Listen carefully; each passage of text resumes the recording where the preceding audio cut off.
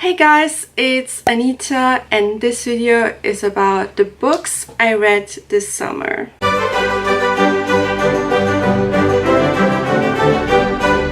So with this summer I mean from mid-June to now basically. And I know that some might have read more in this time, but I had other things to do, so yeah. And I'm not a classic booktuber, but I thought I could share what I'm reading or what I read or something like that from time to time. Sort of my book club in a way. Let me know what you think. I put a bunch of words in the thumbnail so you know what kind of genres to expect and authors. I don't stick to one genre, I like to read basically anything. Alright, so let's get into it. The first book I read this summer is Murder on the Orient Express by Agatha Christie. That's the first Agatha Christie book I've read. So yeah, I was on a train. You might know that I went interrailing this summer, so yeah, I spent a lot of time on the train. So I thought, you know what, that just seems like a good book to read on the train because someone's getting murdered on one. Yeah, so anyway, I read this. I really liked it, but you know, if you read a lot of like crime novels or watch a lot of TV shows that are centered around crime, you already know what to look for when you read these types of books. So I have to say that it wasn't really surprising to me. I kind of expected a plot twist or something, but it was still really enjoyable. Alright, so the next book I read is also an Agatha Christie book. I bought this in London because I went to a bookstore and I kind of got hooked on her books. So I got And Then There Were None. I like this one better because I didn't really expect the ending, and it's basically about a bunch of people. They're on an island and yeah, slowly, like one by one, is getting murdered. They use a poem, and the poem is basically foreshadowing how everyone's gonna die, so I really like that. And yeah, so that was good.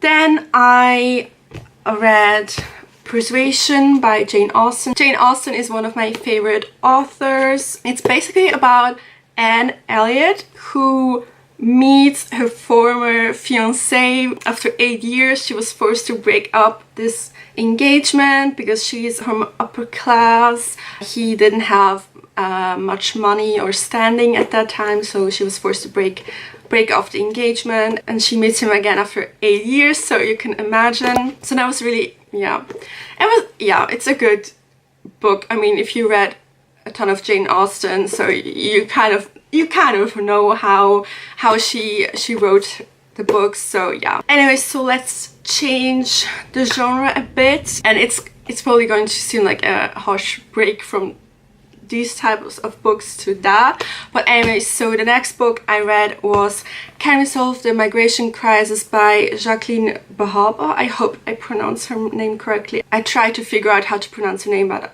I'm not sure.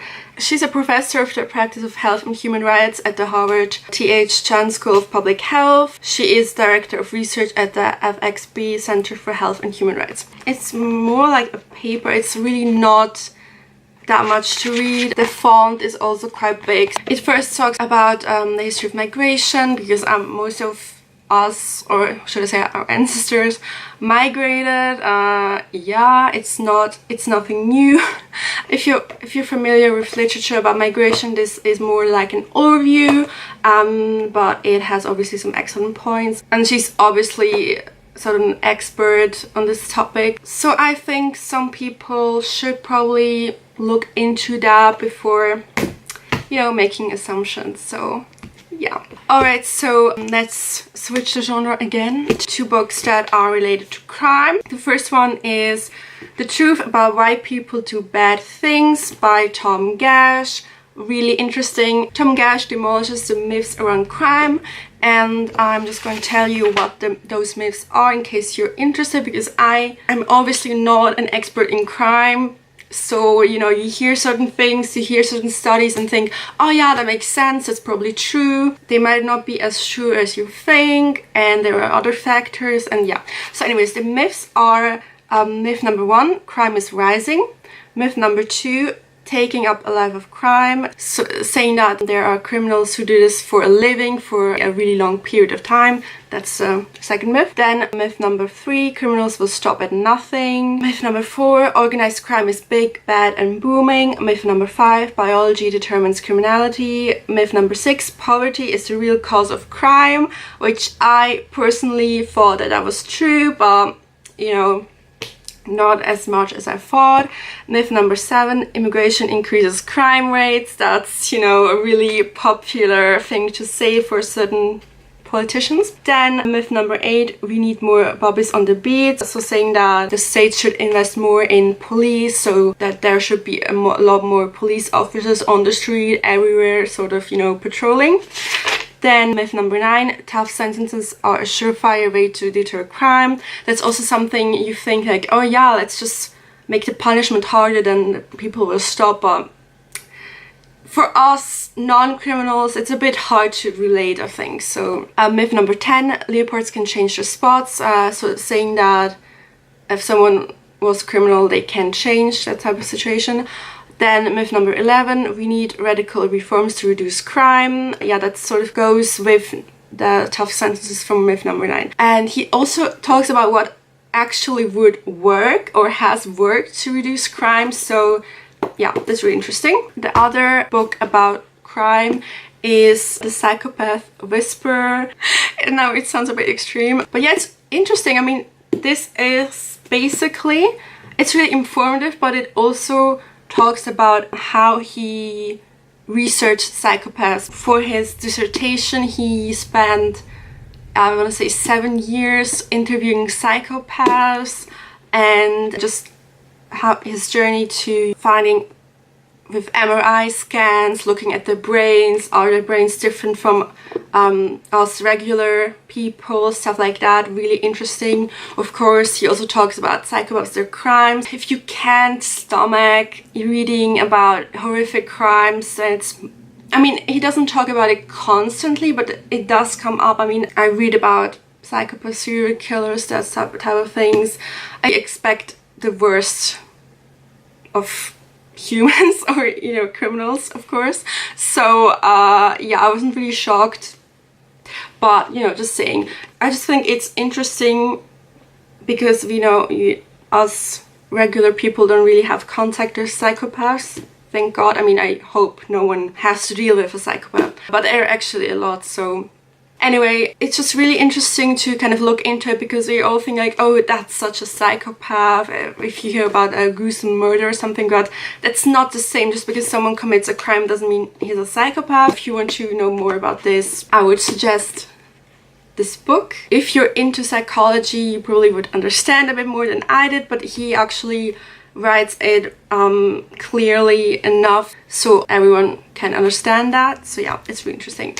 Alright, so switch the genre to language learning books. I know this video is a mess, I'm sorry. So I read or finished, because I already started that like months and months ago, but I was so busy. So I read the most of it and finished it this summer. And the book I'm talking about is Fluent Forever by Gabriel Wyner? I'm so bad with pronunciations, I'm sorry. Anyway, so this book is about learning a language so you're fluent forever. He has amazing tips how to actually learn a language. His approach is different than what we're taught in school. If you learned another language in school, you know what I mean. You're the typical grammar books, exercises, and yeah, of course that's, you know, a good start, but the way he describes it, he has really good techniques and tips for designing flashcards, and you know, has a lot of tips and tricks in here, and I really liked it. He really gives examples how to create flashcards. He is developing his own app, so that's why I haven't actually created any flashcards, because I'm waiting for the app to be released. I think the Spanish version is already out. I'm waiting for the French version, that should be next. The last book I'm going to show you, it was just released, and it's Sea Prayer by Khaled Hosseini. I hope I pronounced his name correctly, I'm so sorry. You might know him from The Kite Runner. He wrote The Kite Runner, obviously a best-selling book. And I actually haven't read The Kite Runner. I read A Thousand Splendid Suns, which is one of my favorite books. So Sea Prayer was inspired by the story of Alam Kurdi, the 3-year-old Syrian refugee who drowned in the Mediterranean Sea trying to reach safety in Europe in September 2015. This book is dedicated to all the refugees. It's an illustration, actually.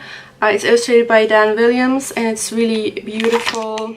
I don't want to give too much away, but it's basically about a father who writes a letter to his son before they take on this journey. Like I said, it was inspired by the story of this 3-year-old boy who drowned and, you know, was found on a beach. I think we all saw that photo, and I honestly, I can't read this without tearing up. It's so heartbreaking.